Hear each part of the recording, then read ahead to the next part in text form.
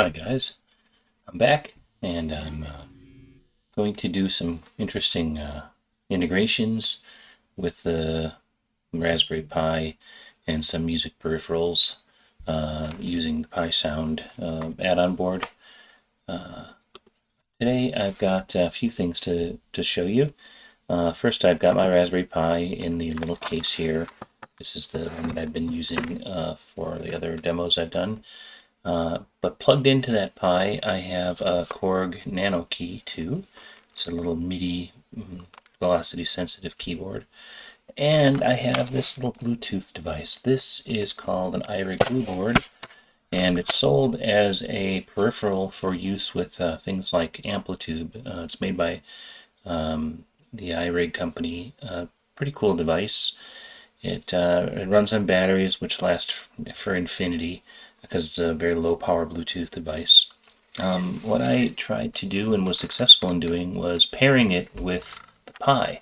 Rather than using the iOS or the Windows or Mac integrations that come with it, I've gone ahead and figured out a way to make it recognized by Raspberry Pi and assignable in ModeP so that I can use it as a foot switch like a pedal board. I'm going to go ahead and show you what that looks like. Let's just do that.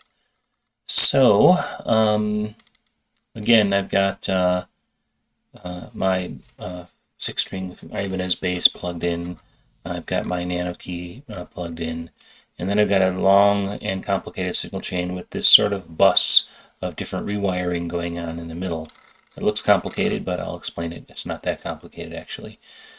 Starting at the head end, I've got a noise gate on the bass, and I've got also a MIDI input. As you know, I put the Korg Nano Key in there, and I've got a little synth module here that has me using like a bass synth.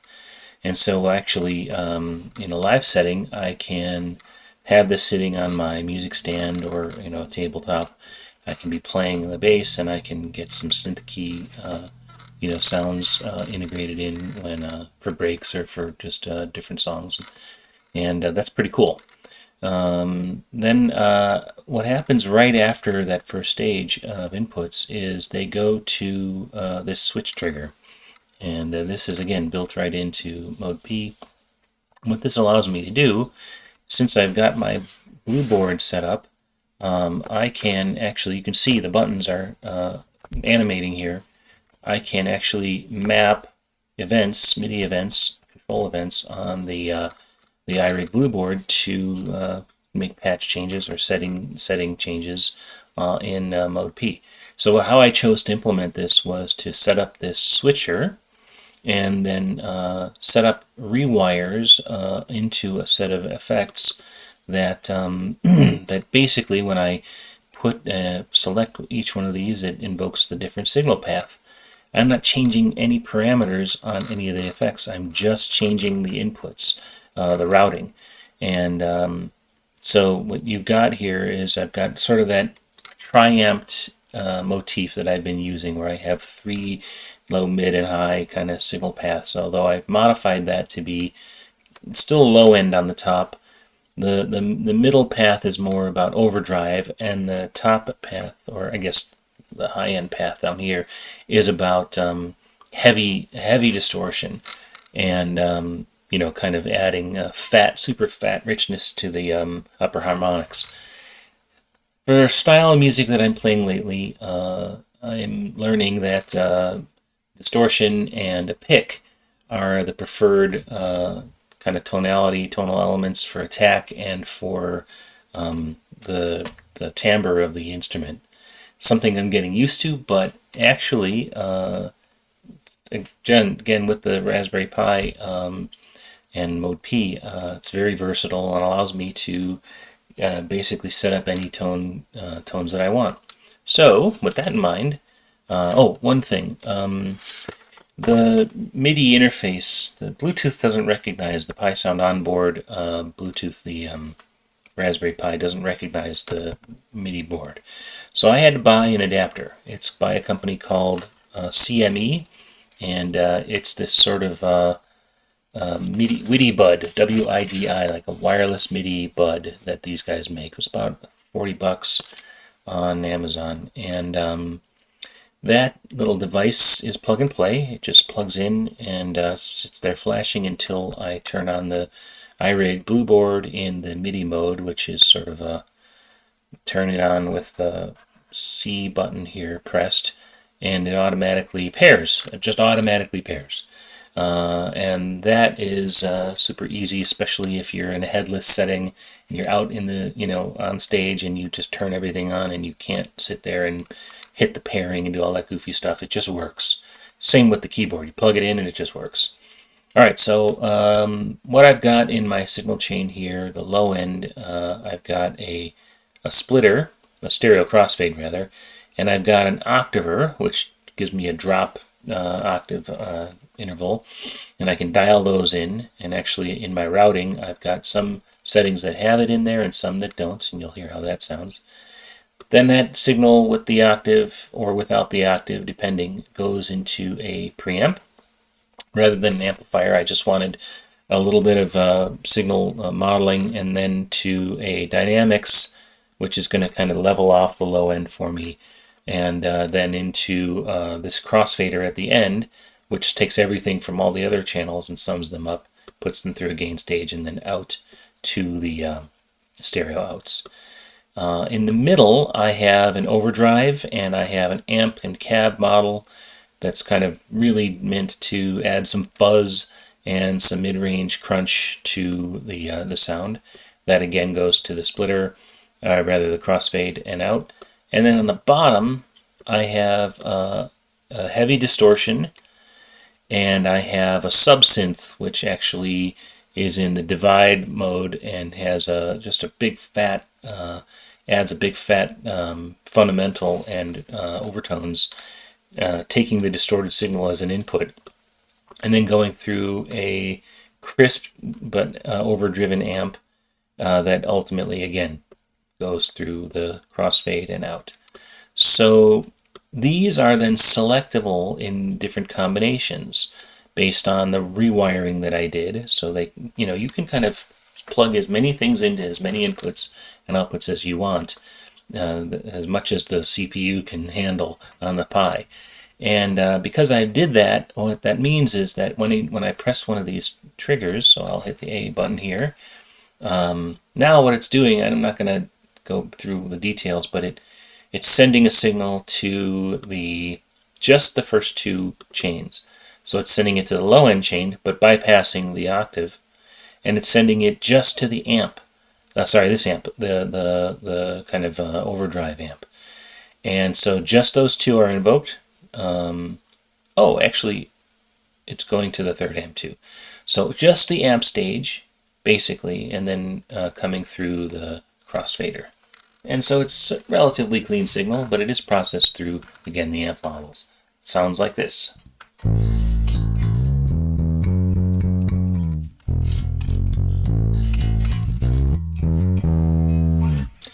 And if I use the keyboard, it sounds like this.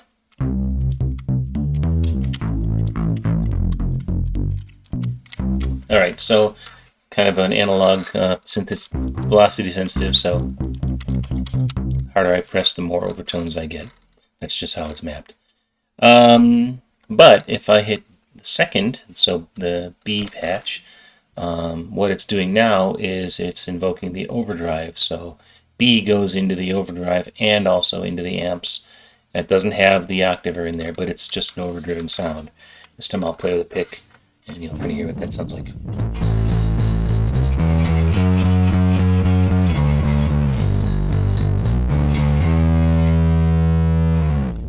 So, heavy overdrive, not overpowering, but still, gives me a lot of richness, so that in the live house, there's a lot of definition, a lot of clarity in a mix.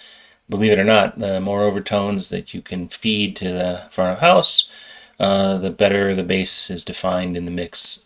So even though it's distorted, it's actually clearer. Counterintuitive, but that's the theory anyway, and I think it works. And now I also am sending the keys through that, so it sounds like this.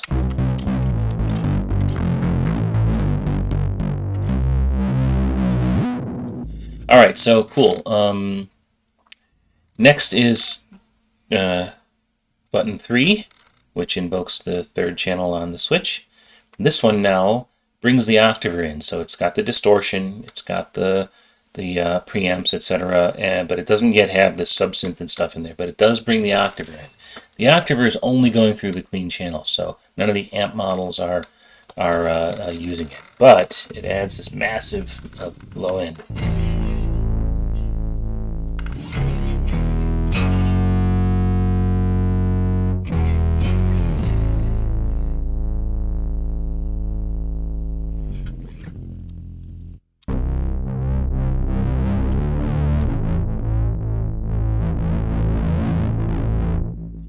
You gotta be careful, but because you got a lot of fat harmonics, a lot of low end.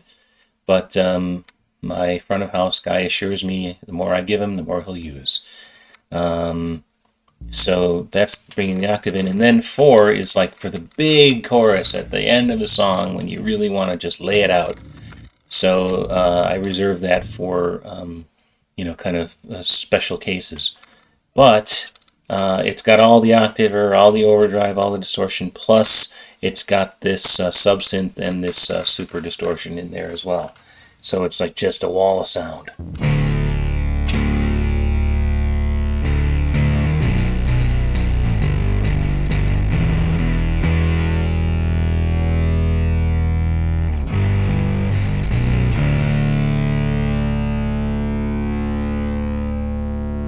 Yeah. And then,